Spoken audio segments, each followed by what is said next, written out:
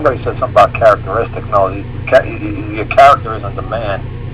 You know, by nature you're a man, and the characteristic of you is that you're tall, you're short, you're black, you're white. That's a characteristic. It's like a dog. A dog by nature, a dog is a dog by nature. Now, what kind of dog is he? A cocker spaniel? Is he black? Is he white? Is he hairy? Is he short-haired? That's the characteristic of that dog or that creature that was created by nature. So by nature, you're a man. And one of the characteristics of you is you're old, you're young, you're whatever. That's a characteristic. And reputation, it's like a pyramid thing. I did that on my videos. I said, this is how you're standing and this is how you appear to the court. Are you there by reputation?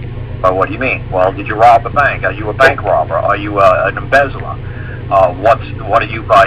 You know, how are you there by reputation? Do you keep a good word? Are you there?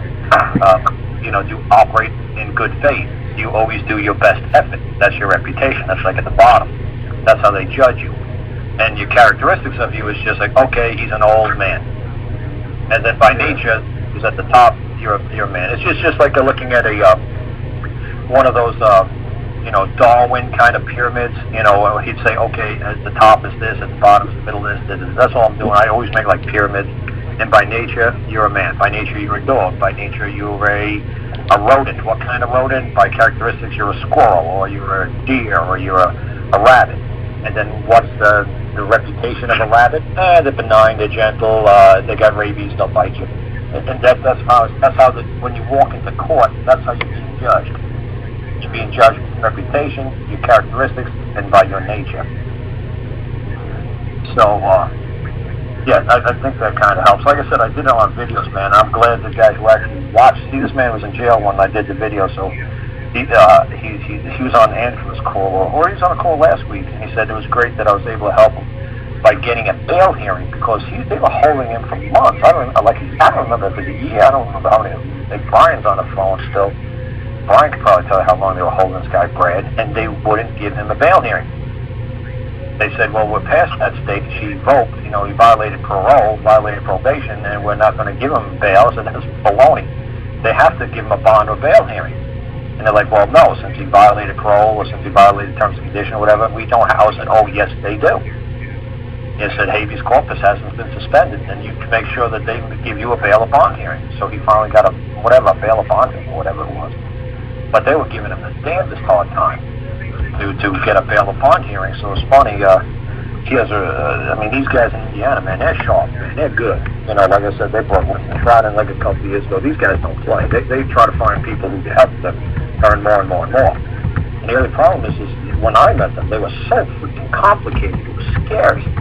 And he said, and that made me laugh, and I've heard about a week ago, it made me laugh. And then Kurt, he said, Karl, I watched the video, the 4th day video, where our buddy, when you said to our buddy, he said it's so simple to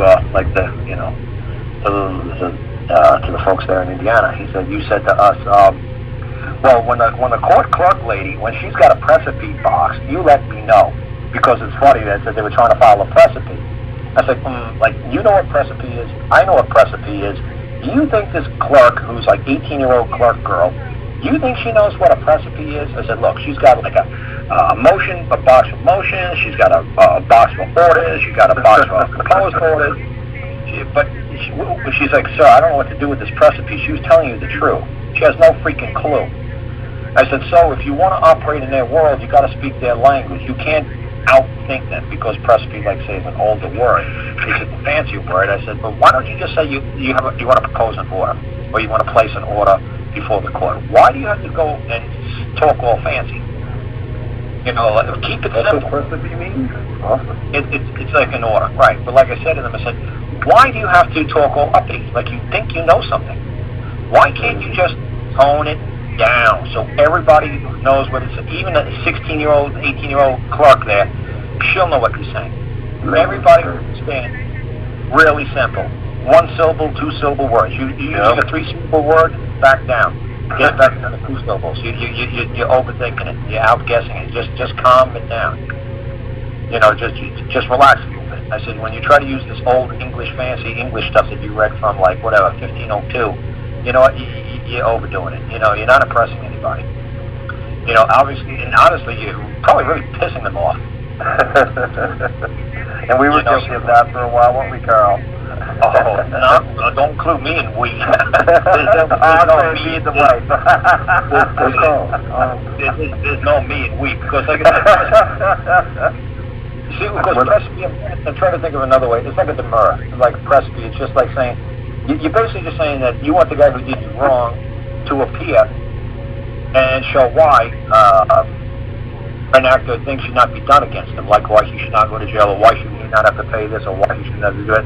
And it just tells the clerk of the court to issue an order, and specifically tell him to appear and answer why something should or should not be done to him. I said, why don't you just give him a notice? Just say, look, dude, you stepped on my toes. This is the bill, see Exhibit A, the hospital bill. Here's the automated statement of the bill, see Exhibit B. And I want compensation of this much money, see Exhibit C. Why can't you just do that? Say A, B, C. I'm done. Give him a notice.